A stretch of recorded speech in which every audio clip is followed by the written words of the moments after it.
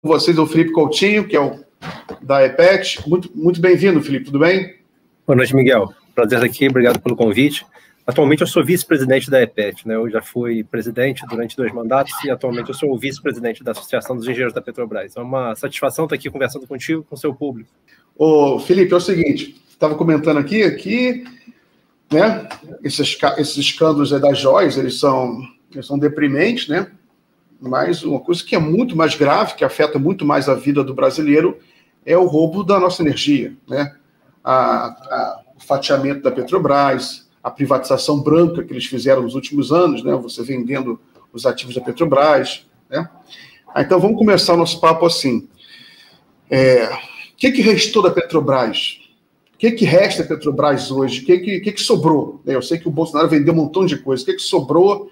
O que vale a Petrobras hoje?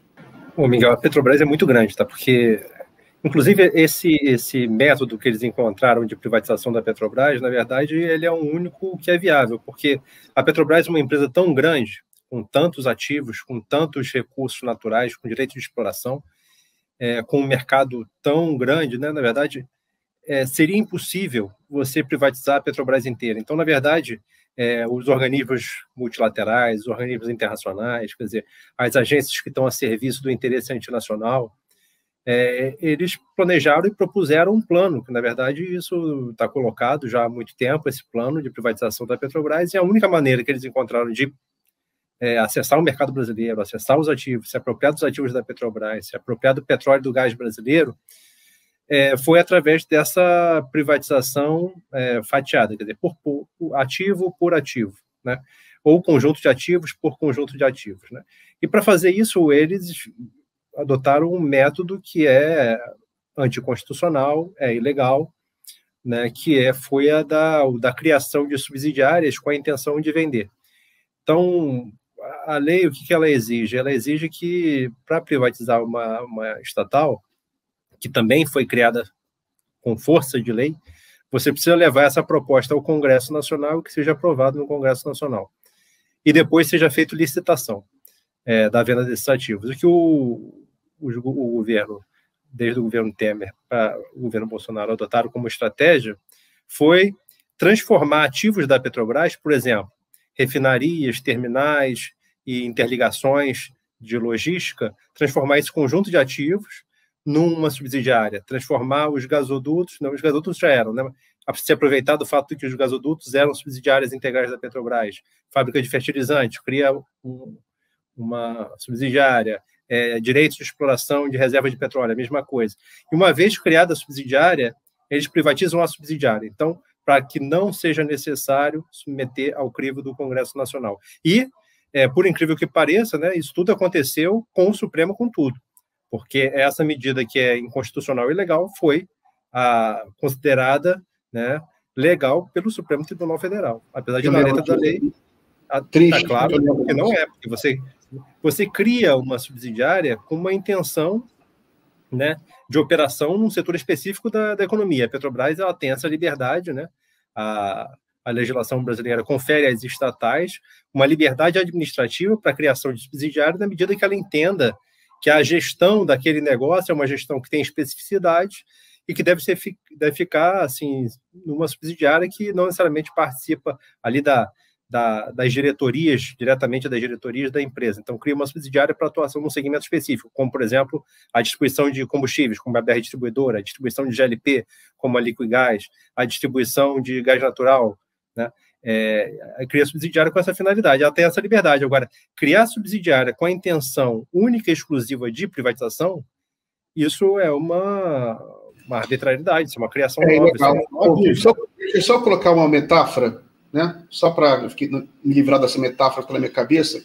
É como se o STF aceitasse que é crime matar você, né? Mas eu posso amputar seu pé direito, amputar seu pé esquerdo, amputar seu braço direito, né? Amputar seu braço esquerdo, você ficar só um tronco, só a cabeça. Não, mas o Felipe continua inteiro.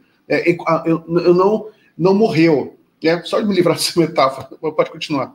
Exatamente, é por aí. Quer dizer, segundo essa lógica, você pode transformar todos os ativos produtivos da Petrobras indústria, o refino, os ativos de exploração e produção, né, os ativos de produção de energia elétrica, termoelétrica, produção de fertilizantes, distribuição de derivados, distribuição de gás natural. Você pode transformar isso tudo em subsidiário e vender. Sobrando o quê? Sobrando prédios, os prédios administrativos da Petrobras. E mesmo os prédios, você pode também encontrar uma maneira de vender e alugar. Então, o que poderia, assim, levando ao limite, continuar existindo como Petrobras, era basicamente, né, alguns ativos de escritório, assim. Se é que a Petrobras teria propriedade, poderia também alugar, né? Eu não sei o que sobraria, né, segundo essa lógica, para ser da Petrobras, apenas o CNPJ, né? Então, sobra o CNPJ, né, levando assim no limite. Então, é um absurdo, né? Quer dizer, isso foi uma coisa flagrantemente ilegal, né? Extremamente lesivo ao interesse nacional. Mas a Petrobras é muito grande, quer dizer, os ativos que a Petrobras tem hoje ainda são muito rentáveis, estratégicos, quer dizer, foram privatizadas 3 refinarias, mas a Petrobras ainda tem a grande parte do seu parque de refino, ainda continua da Petrobras, quer dizer, foram privatizadas as subsidiárias de distribuição de gás natural, né? Isso tudo precisa ser revisto, precisa ser recuperado, né? Porque são ativos estratégicos, são ativos altamente rentáveis, e tem uma característica também, são ativos que geram muito resultado quando o preço do petróleo está moderado ou baixo. Então, são ativos fundamentais para que a Petrobras seja capaz de gerar caixa nos momentos mais difíceis, que certamente virão, porque ninguém tem o controle sobre o preço do petróleo, em algum momento ele oscila para cima ou para baixo, né? Foram vendidas algumas refinarias, né? Você estima, assim, por alto, que quantos por cento de capacidade de refino a Petrobras perdeu, né? Digamos assim, que ela refinava. Foram 3 refinarias, né? Sendo 2 pequenas, né? A Lubinor bem pequena e a Reman também pequena. A refinaria mais importante foi a da Bahia, né? Então, assim, alguma coisa da ordem de, sei lá, 10%, 15%, né? Teria que verificar o número com precisão, mas... perdeu um pouco isso, né? O objetivo era privatizar, quer dizer, vender 50% da capacidade do refino. Eu estimo que deve ter chegado a alguma coisa entre 10% e 20%, né? Especialmente por causa da Relan, que é uma refinaria grande. A Relan e a Lubinor são menores, mas nem por causa disso são menos importantes, porque elas atendem a regiões específicas, né? E, assim, o mercado dessas regiões depende muito da produção nessas refinarias. Então, não é porque são menores que são menos importantes. Podem ser e são muito importantes regionalmente, e por isso também precisam ser recuperadas, né? E vendeu as fábricas de fertilizantes, né? Todas. Eram 2, né? 2 ou 3, né? Acho que as fábricas de fertilizantes não conseguiu vender. Aí chegou a negociar o aluguel, né? Então, e acabou desativando. Então, tem fábricas de fertilizantes desativadas. Vendeu a BR, né? BR alienou, né? Sim, BR vendeu de uma maneira também estranhíssima, né? Simplesmente vendendo as ações na Bolsa, né? Então, a Petrobras era uma subsidiária integral da Petrobras e decidiu vender as ações na Bolsa como se as ações que dessem direito ao controle da empresa tivessem o mesmo valor que uma ação qualquer. Então, transferiu o controle sem cobrar pela transferência do controle, deixou a BR Distribuidora continuar usando a marca Petrobras, então, uma marca forte, a marca BR Distribuidora, a marca Petrobras, que está em todos os postos da BR, está lá, mas o combustível que está sendo... que você está abastecendo nos postos da BR não necessariamente são da Petrobras, né? Pode ser combustível importado, pode ser combustível produzido por as menores refinarias aí do Brasil, refinarias pequenas, né? E especialmente os combustíveis importados. Então, você não tem essa garantia, apesar do nome estar lá. Então, isso foi cedido, também é algo absurdo, tem que ser revisto, e a BR Distribuidora tem que ser reestatizada, até para que você, ao mudar a política de preço da Petrobras, que é algo também urgente que aconteça, garantir que com esse preço justo e competitivo a ser praticado pela Petrobras, que eu espero que seja, ele chegue ao consumidor. Porque na medida em que você tem a BR privatizada, você tem basicamente a formação de um cartel, poucas empresas distribuidoras muito grandes ocupando o mercado brasileiro, e você está submetendo o mercado brasileiro à formação de um oligopólio que pode não necessariamente trazer a redução de preços ao consumidor. Isso daí é algo, acho que é evidente para qualquer um que tenha que abastecer o seu carro, o seu caminhão, o seu veículo. Acho que qualquer um já percebeu a dificuldade que é fazer com que, quando os preços caiam na refinaria, eles cheguem ao consumidor, e isso acontece porque o governo não dispõe da BR Distribuidora, porque se dispusesse, baixava a BR Distribuidora, que chegou a ter 40% no mercado brasileiro, ela reduzir proporcionalmente o preço ao consumidor e, pelos mecanismos de competição, os outros 60% do mercado seriam obrigados a reduzir na mesma proporção. Isso foi um dos maiores crimes, né? Porque a BR era o braço direito da Petrobras, né? Era por onde ela vendia para o consumidor final, né? Então foi muito triste isso. Felipe, sobre novas energias, muito se fala sobre novos tipos de energia, hidrogênio verde, né? Você acha que a Petrobras tem que entrar nisso também? Acho que tem que entrar, mas tem que entrar de uma maneira realista, né? Existe muito modismo e muito marketing associado a essas energias potencialmente renováveis, porque o próprio nome energias renováveis ou energias verdes esconde muito do que elas realmente são, né? Muitas dessas energias elas são dependentes dos fósseis, tanto do petróleo, do gás natural e do carvão, para serem produzidas, para serem mantidas, né, para que os seus equipamentos sejam fabricados e sejam mantidos, vamos dizer assim, né, substituídas suas peças, dependem das energias fósseis.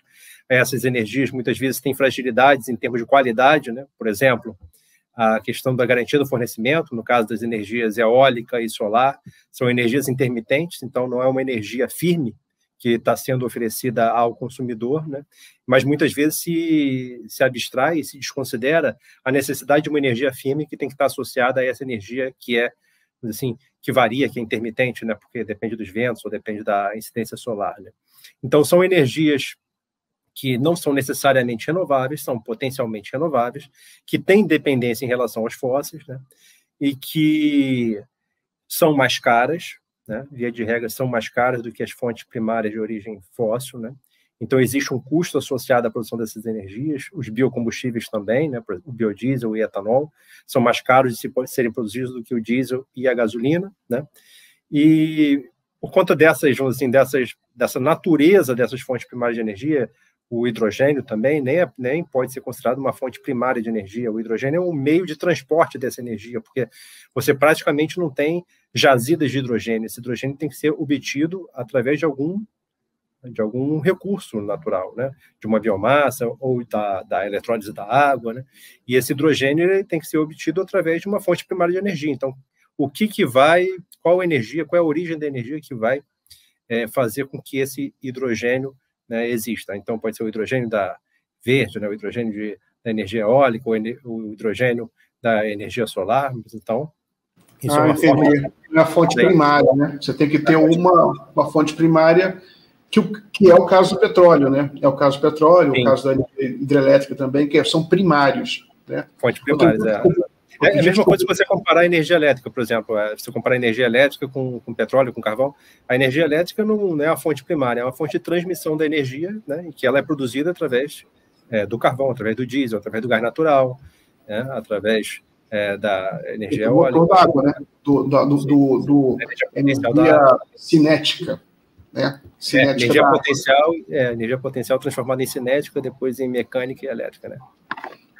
Outra coisa que eu descobri outro dia, que o carro elétrico, né, que é a grande vedete também, mundial hoje também, do ponto de vista ambiental, não é essa maravilha toda, porque você tem que carregar aquelas baterias que são carregadas muitas vezes em usinas de carvão. Você ouviu isso também? Sim, as baterias para serem produzidas, né, ali você tem metais, né, raros, difíceis de serem encontrados na natureza, né, e você não faz a extração, a mineração desses metais usando energia solar, energia eólica. Carregar a bateria também, né? Você usa energia... Para carregar, para produzir, para carregar, e depois ela tem uma vida útil, ela vai precisar ser substituída, né? Então, ainda nesse assunto, né, eu lembro que muito se falava na década de 90, início dos anos 2000, o fim do petróleo. Lembro que o pessoal falava, o petróleo vai acabar em 20 anos. Passou 20 anos, não acabou, né? Pelo contrário, o petróleo é a civilização mais dependente do petróleo do que antes, né? E hoje em dia tem mais pesquisas, são mais transparentes, né? Eu lembro que eu fiz até uma série de reportagens um tempo atrás. Nos Estados Unidos tem muita pesquisa, eles têm aquela agência lá, Nacional de Petróleo, né, que de informação e tem umas estimativas que, pelo menos durante até os próximos 30 anos, vai continuar crescendo o consumo de petróleo no mundo e depois vai estabilizar. Mas o petróleo, pelo jeito, a humanidade, o planeta, vai precisar de petróleo durante muito tempo, né, Felipe? Acho que sim. A sociedade como a gente vive hoje, quer dizer, esses centros urbanos densamente povoados, né? A forma como a gente produz, como a gente distribui as mercadorias, a forma como as pessoas também se movimentam, né? A sociedade como um todo, tudo que você olha ao seu redor, seja no trabalho, seja na sua casa, seja na rua, praticamente tudo ali veio do petróleo, do gás natural, do carvão, das fontes fósseis, e tudo aquilo que está ali também é mantido graças a isso, né? Graças a essas fontes primárias. Assim, agora, o que é realmente uma realidade que a gente vê, o que é uma tendência, né? É que o petróleo barato de ser produzido ele foi esgotado, porque primeiro você produz aquele petróleo que está mais fácil de acessar, né? Que está a menor profundidade, que muitas vezes está até aflorando da terra, e você procura essas regiões do mundo que são muito específicas, né? O petróleo não é distribuído democraticamente pelo mundo. O petróleo foi distribuído de uma forma geológica, né? Sob os critérios aí de formação geológica, né, do planeta. Então, as jazidas de petróleo, as reservas de petróleo estão distribuídas de uma forma muito desigual, né? E o ser humano ele encontrou maneiras de encontrar esse petróleo e de produzir, explorar, produzir o petróleo e fazer o uso dele, né? Diferentes maneiras de fazer isso. Mas esse recurso primário não é obra do ser humano, quer dizer, esse recurso primário é a obra da natureza, foi o trabalho da natureza, foram centenas de milhões de anos produzindo esse recurso através, além do tempo, pressão, temperatura, para converter esse material orgânico nessa substância que a gente chama de petróleo, que é altamente concentrada em energia e altamente rica em orgânicos, né, compostos orgânicos que são dificilmente encontrados na natureza, né? Então, esse recurso natural precioso, ele foi encontrado e a gente encontrou maneira de produzir e usar, que transformou o mundo. E também aumentou a população, quer dizer, a alimentação, através dos fertilizantes, que também tem origem fóssil, né? A sua produção direta ou indireta, possibilitou o aumento da produção de alimentos, possibilitou a melhora da condição de vida e o aumento da população. Se você não tivesse a descoberta do petróleo, você não teria como sustentar nesse planeta esses 7 bilhões de pessoas, apesar do consumo muito desigual que a gente tem no mundo, né? Mas, então, o que é realmente preocupante, que a gente deve ter um planejamento, especialmente um planejamento estatal para lidar com esse fato, é relacionado à escassez do petróleo barato de se produzir, porque é natural que a gente vá buscar primeiro, o ser humano fez isso, buscar primeiro aqueles recursos mais fáceis e mais baratos de serem produzidos, né? O petróleo era extremamente barato de ser produzido e o seu preço também era extremamente barato no passado, né? Mas as empresas petrolíferas eram altamente lucrativas. Então, apesar de preços de petróleo relativamente baixos no passado, mesmo reajustando pela inflação, trazendo a dólar presente, ou a moeda presente, seja qual for, você trazendo a moeda presente, o preço do petróleo histórico aí é muito mais baixo do que o de hoje, mas ainda assim a lucratividade das petrolíferas eram maiores. Por quê? Porque os custos de produção eram muito baixos. Esses custos de produção estão aumentando, e essa é uma tendência que a gente observa na indústria mundial, né? Você tem reservas que são mais produtivas, são mais baratas relativamente, como é o caso do pré-sal em relação a outras reservas que existem no mundo, né?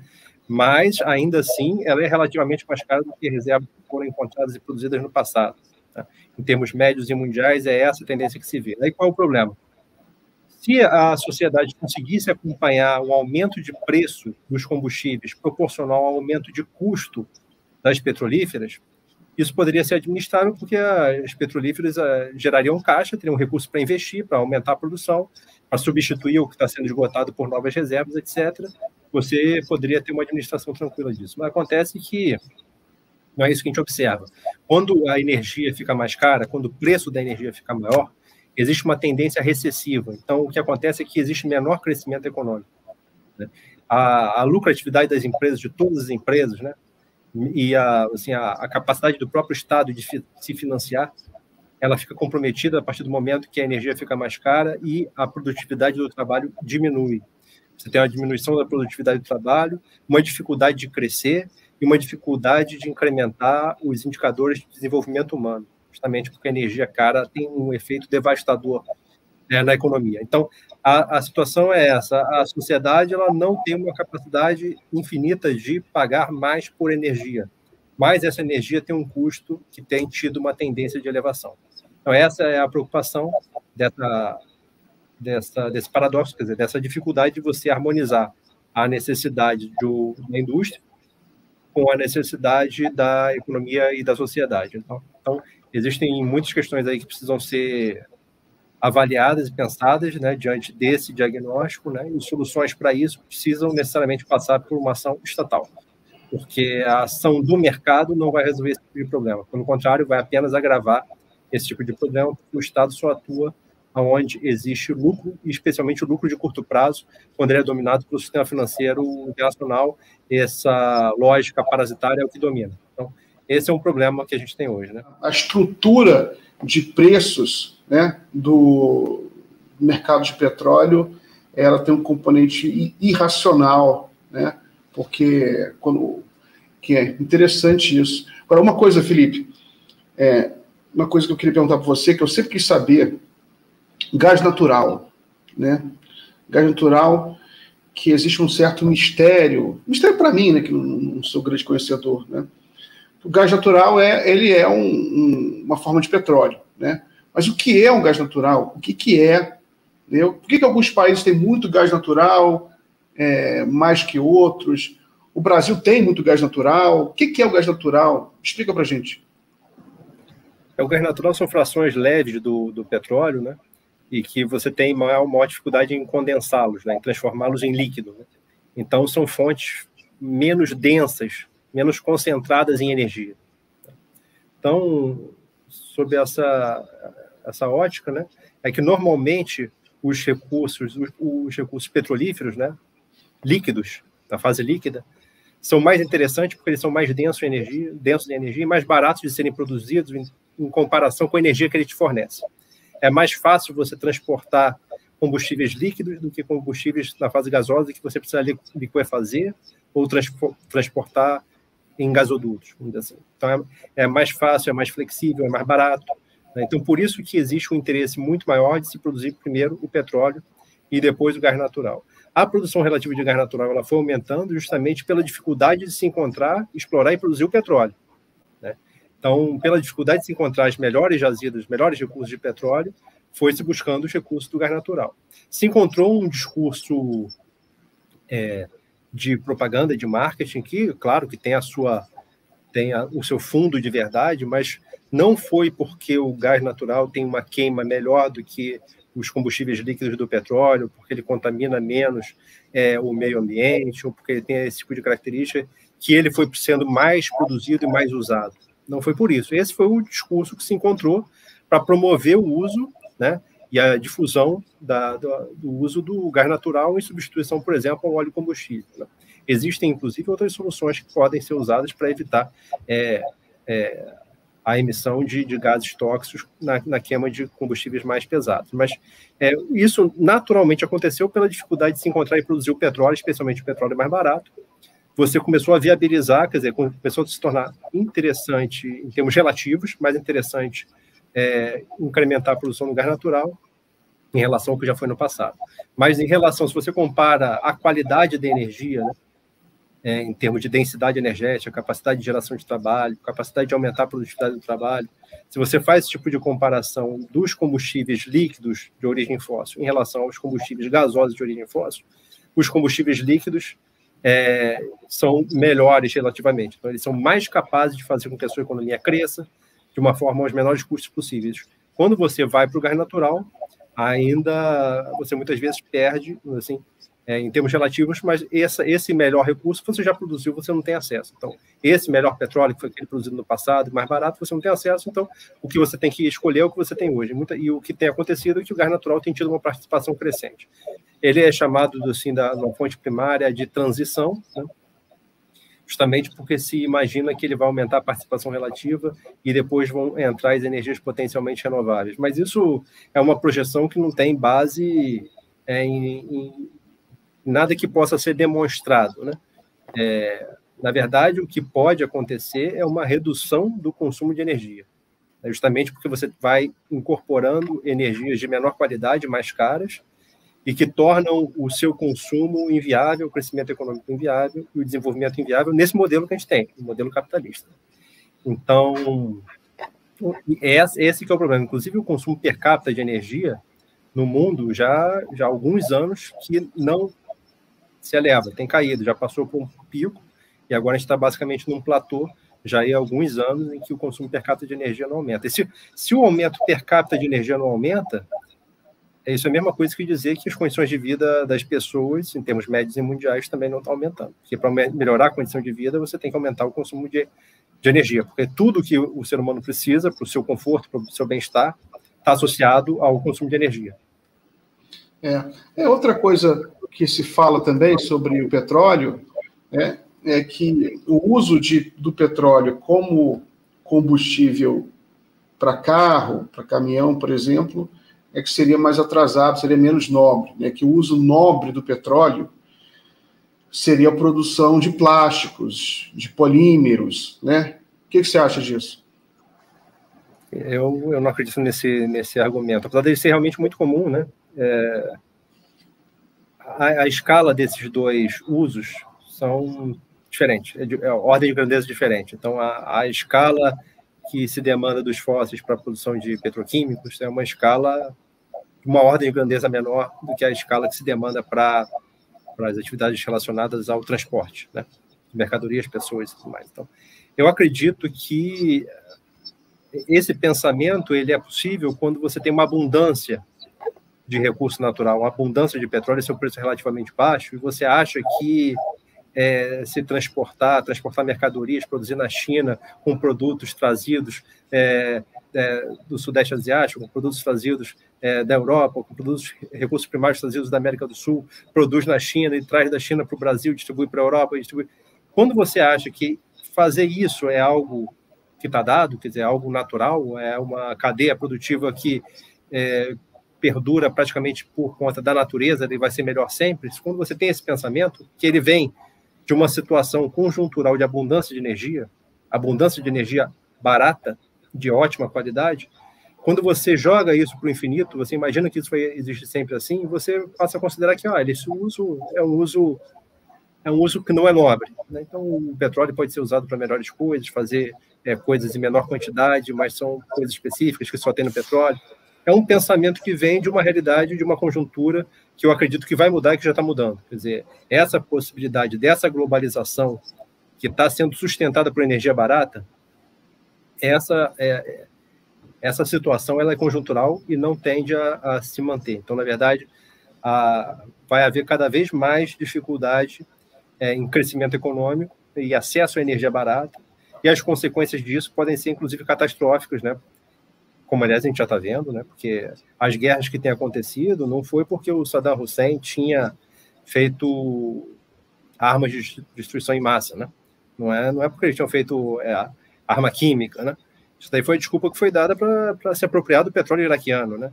A Líbia, a mesma coisa, com Gaddafi, né? Não se descobriu que o Gaddafi era um ditador sanguinário depois de tantos anos dele no poder, e ele transitando, inclusive, para os países europeus e sendo recebido no tapete vermelho na Europa, nos Estados Unidos, fazendo parceria com a Itália na produção de energia, né? Não se descobriu que ele era um ditador do dia para a noite, resolveu invadir a Líbia para conquistar o petróleo líbio, que, aliás, era o maior IDH da África e hoje voltou a séculos atrás numa situação de tribal, praticamente, e dominada por multinacionais estrangeiras, especialmente do petróleo, produzindo recurso líbio e exportando, né? A mesma coisa na Síria, a mesma coisa, né, em diversos outros países do mundo, né? Especialmente daquela região, mas também daqui, né? O que aconteceu na tentativa de golpe contra o Chávez na Venezuela, o que acontece até hoje no bloqueio contra a Venezuela, e na intenção de se acessar as maiores reservas do mundo que são de petróleo, que são venezuelanas, e também o ouro, que a Venezuela tem grande quantidade, né? Então, reservas de lítio e de gás da Bolívia, também toda a desestabilização que se fez nos governos da Bolívia, e no Brasil também, né? Porque a nossa história também não é diferente. Depois que a gente descobriu, que a Petrobras descobriu o pré-sal, diversos eventos aí de natureza geopolítica aconteceram no Brasil para desestabilizar o governo, dividir o país e abrir o acesso né, acabar com a lei de partilha, que dava a Petrobras como operadora única e alguma vantagem relativa para o Brasil, apesar de que poderia ser muito melhor se a gente tivesse o monopólio estatal do petróleo, mas já foi um avanço em termos de possibilidades em relação à lei da concessão que era anterior, né, acabaram com a lei da partilha, tiraram a Petrobras da operação única, aceleraram os leilões do petróleo. Se exporta hoje do Brasil mais da metade do que se produz de petróleo, e, em grande medida, por multinacional estrangeira, com destaque para a Shell.